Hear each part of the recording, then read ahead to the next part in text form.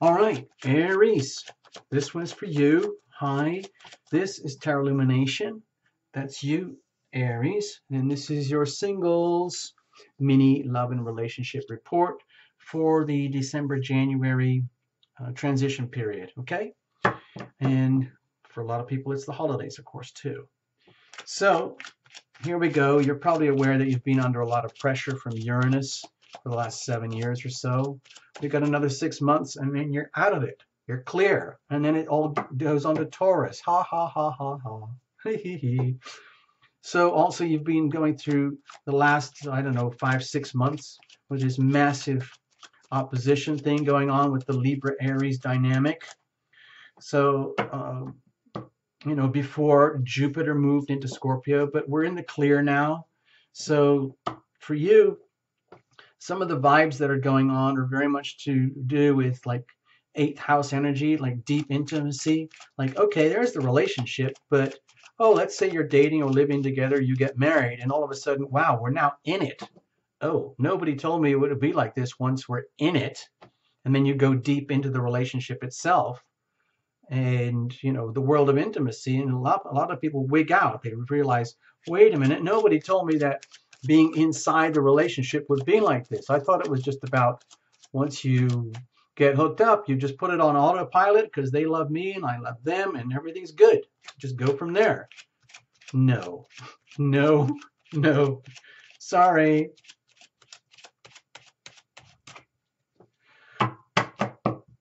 Big changes going on for you, Aries, probably in the workplace, career especially, and also deep intimacy, joint resources, and other things like that. So I hope you're aware, and we'll come up with the big readings in a short while. But for now, let's just do this one. Usual routine. Watch for your sun, moon, and rising. Reinterpret. Create your own reading. And pause, start, replay if you need to, in order to integrate some of these questions into the spread reading itself, okay? Cards are already well shuffled in advance, even going live for you to be a witness. No reversals, sorry, keeping it very, very simple. And we are good to go. All right. Excuse me. I bang the cards a lot, don't I? I'm sorry. Well, anyway, that would be the energy that you are radiating, okay, Aries? Kaboom, beam, beam, beam. That's your love light. This would be like what you would attract. Who? Like a moth to a flame. A moth to a flame. Flutter, flutter, flutter. There you are. So that would be over here. And of course, this is what if, okay? These are singles reading. And it's just you, Aries, and then there's everyone else in the world. All the other 7.5 billion, and then so-and-so might show up. We'll see. And if they did show up, what would the relationship be like? What kind of identity? And if it actually started to gel, what are the prospects here? And underneath it all, we're going to look at the circumstantial energy. Think of it as weather that permeates everything.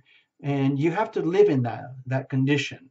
Under those conditions, and make the best of it. No matter what this card is, you're going to make the best of it, okay? So you've got the Page of Swords.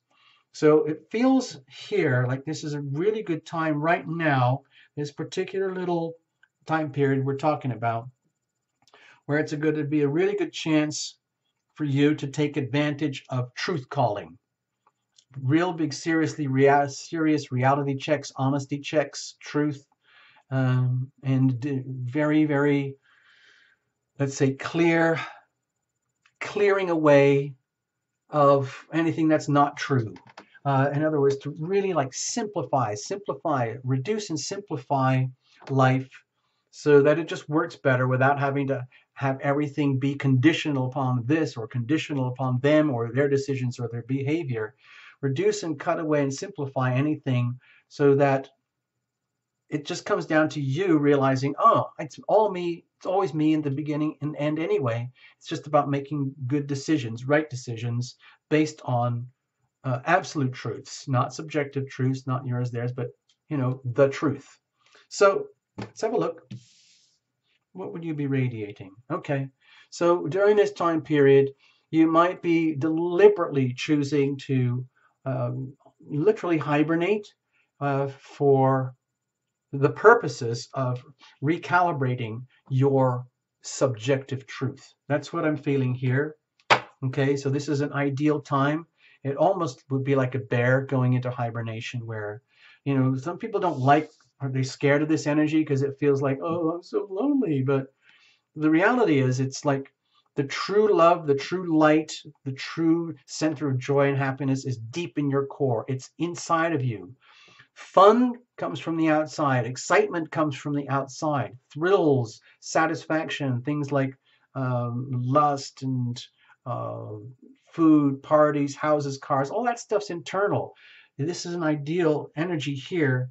If that's what you're doing deliberately, or I don't think this is being forced on you. I think this is you deliberately choosing to go deep, deep, deep within in order to find your own light, your own understanding, your own subjective truth, and then to be able to come out the other side and call it out for what it is.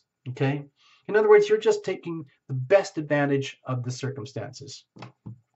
In which case, you might not attract a significant other during this period, but someone might show up a little bit afterwards because this is very, very, let's say, contained energy here.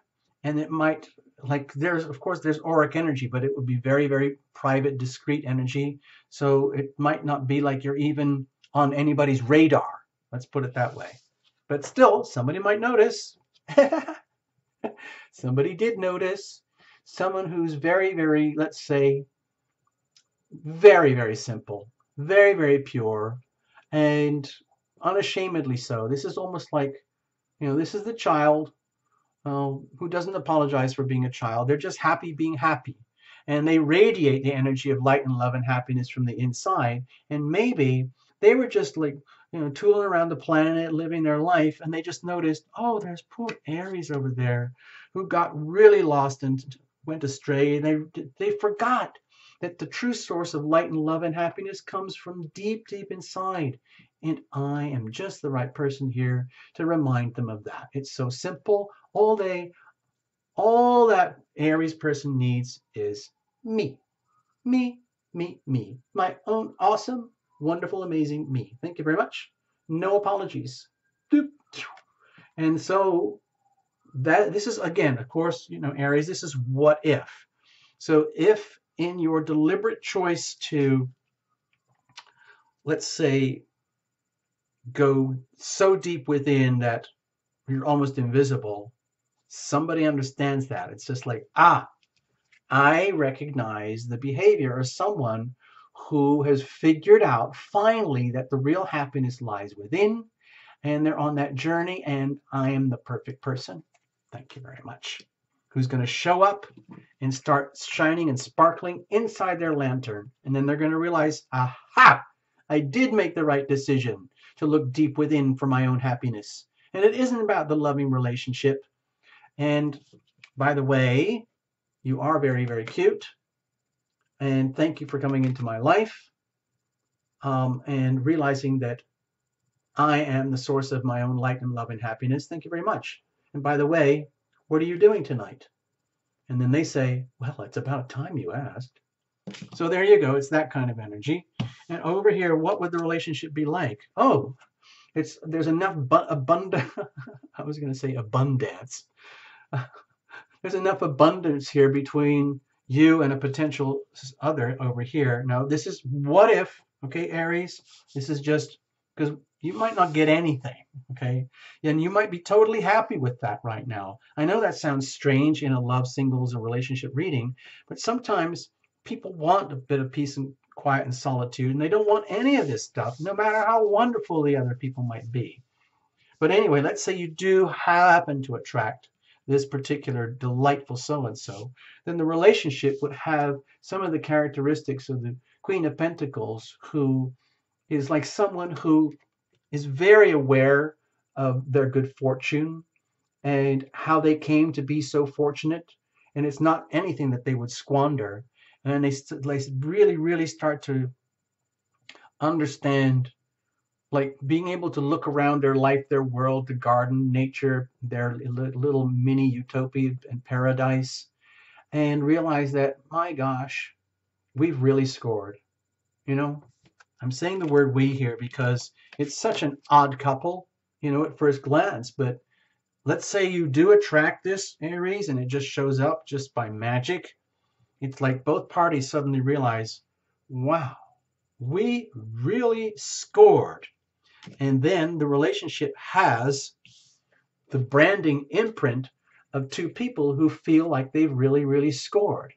And then the issue becomes, well, what are we going to do with all this? What are we going to do with our own amazing resources, talents, and skills as a relationship, as two people?